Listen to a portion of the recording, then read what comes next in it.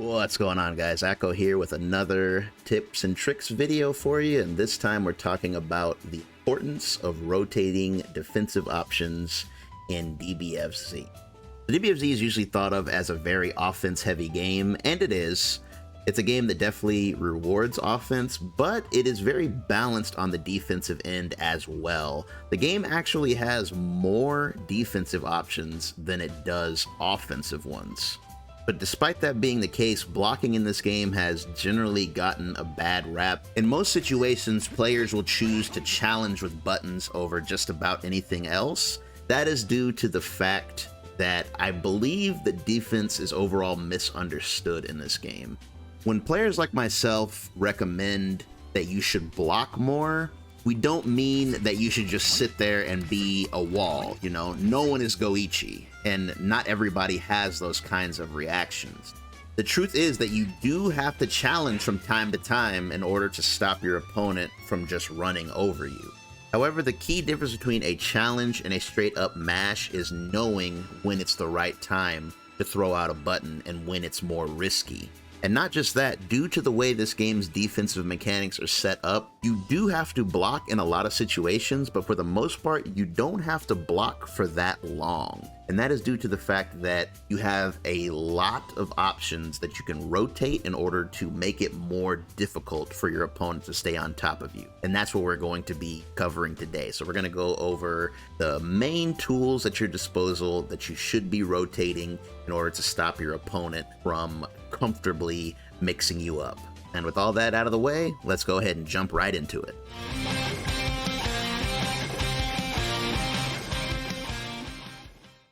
Let's start off with the most universal of options, the Reflect. The Reflect is the #1 defensive tool in this game for many reasons. It's a great option against staggers. It's a great option on Wake Up. It's even great at neutral. The greatest strength of Reflect is that it's very disruptive due to how fast it comes out. If your opponent has a string with even the slightest gap in it, you can make that string basically unsafe.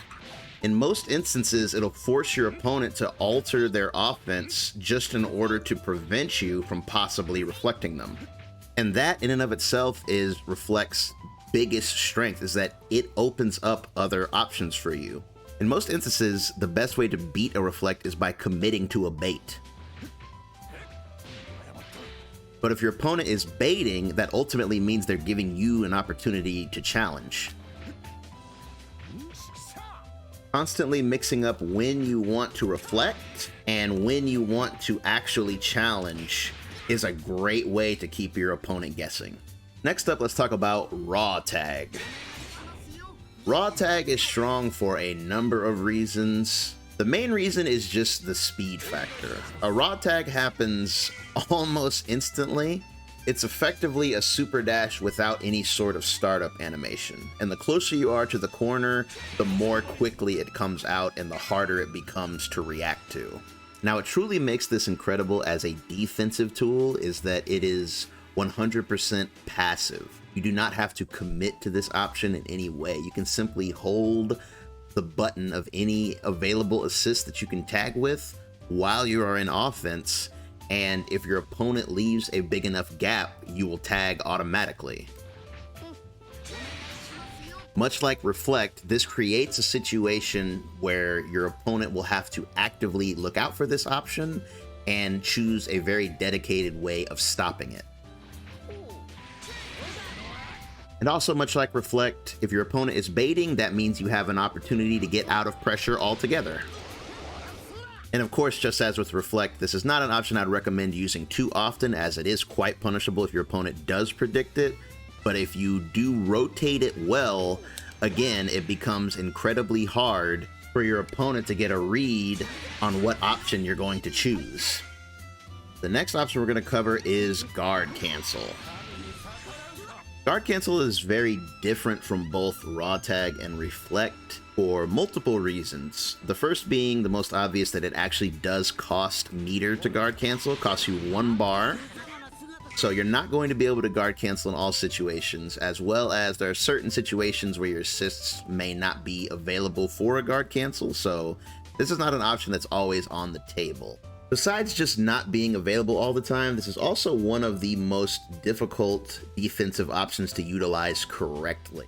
This ranges from the fact that it can be quite easy to simply walk into a button while trying to guard cancel, as well as the fact that most of the cast light buttons are very safe against guard cancel.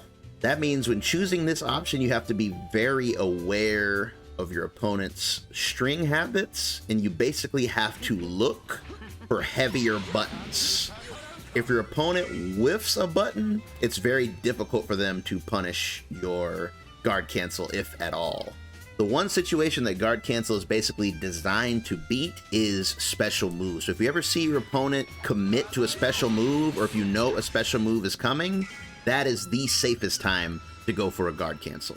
However, this is not the case for all characters and all special moves, because as we know, some special moves have armor, some special moves have anti-air properties. You have to keep an eye out for them, and always be aware of multi-hitting buttons. If your opponent puts a multi-hitting button on your block, they can always cancel into a 2H, because this does not count as a whiff. Now, very similar to guard cancel is guard cancel vanish. This is done by hitting forward and vanish at the same time. This is the newest defensive mechanic added into the game. So this option is very similar to guard cancel, but also has a lot of differences. The main one being that it costs 2 bars instead of 1. And that is for good reason, as, in my opinion, this is a much better option than the traditional guard cancel. For one, it doesn't matter if you have assists up or available to use. You can do it at any time, and you cannot be locked out of this. So regardless of what's happening with your assist or your assist situation, you can choose this option. Unlike a regular guard cancel, this one is much harder to bait, as it has very similar properties to a vanish. And not only that, it is actually plus on block. So you can go from defense to offense just at the cost of spending 2 bars. That's not to say it's unstoppable, however, because just like all the other options we've covered, if your opponent baits it out, it is quite punishable. However, just like with Reflect and Raw Tag, if your opponent is baiting this, that is giving you the opportunity of rotating your options. However, keep in mind, at 2 bars, this is a pretty expensive option, so you're not going to want to do this too frequently, but remember, it's all about rotating options, and you definitely want to work this in from time to time. You especially want to keep an eye on your opponent's meter, because the one thing that does beat Guard Cancel Vanish without fail is a counter vanish. A counter vanish will always win, so always keep that in mind. Mid-screen, it's not really that big of a deal because you're effectively resetting neutral anyway. However, in the corner, just be aware that they will get some pretty good frame advantage there. And now the last and most important option we're going to cover in terms of rotating is wake-up options. So this game has a ton of different wake-up options, and each one is very good depending on the situation. So this is a problem that a lot of players have, is they will usually pick one option that they like and stick with that, whereas Wake Up is at its most effective when you constantly rotate. Let's very quickly go over each individual Wake Up option. You have the 2 most popular, which are Back Tech, simply holding back, Up Tech, which is holding either up or up and back. Much less popular than the others, but very important, is Forward Tech. Simply hold forward.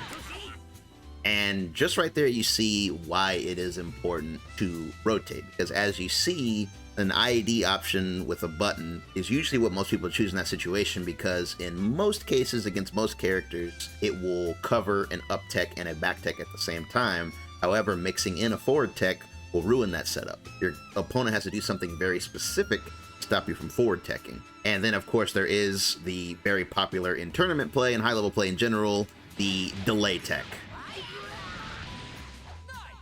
Also very, very, very good at mixing up your opponent's options.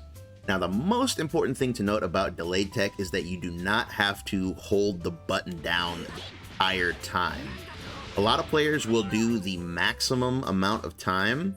If you simply bring up the option in training mode, you can see that you are allowed to delay your wake up from anywhere between 1 to 30 frames. So this can make the difference between your opponent whiffing an attack and you making an escape, or your opponent whiffing an attack and you stay on the ground so long that you end up in a second wave of pressure. This is why it's very important to mix up your wake up timing if you do delay, because the true strength of delay wake up is that your opponent literally has no idea when you're going to choose to get up. It's at a moment like this where wake up buttons, wake up reflect, wake up raw tag become even stronger, because you're getting up at a moment your opponent doesn't expect, and then you have a multitude of options that your opponent has to account for, and it's simply in most cases not possible to account for all of them at once. And with that, we have covered all the major options you should be rotating in DBFZ. I think now more than ever, this game has the impression that it is just completely and utterly offense focused, when, as you can see by what we've covered here, there's still a lot of ways to bypass offense. And at the end of the day, the most important thing is to keep your opponent guessing. The last thing you want is for your opponent to get comfortable with their options and feel like they can do the same thing on you over and over and over. It's good to challenge. It's good to try to get out of pressure, but you want to do it in a smart way, and you want to do it in a sort of unpredictable rotation. And as long as you don't fall in the bad habit of relying on any one option too much, it's going to be a lot more difficult for your opponent to apply pressure. Just remember, you gotta make them work for it. Don't let them get that damage for free, is basically the point of this video. You got the options, make sure you rotate them. That's gonna bring us to the end of the video. Thanks for listening. Don't forget to leave a like if you found this helpful. Subscribe so you don't miss the next guide or match video. And I'll see you fellas in the next one. Peace.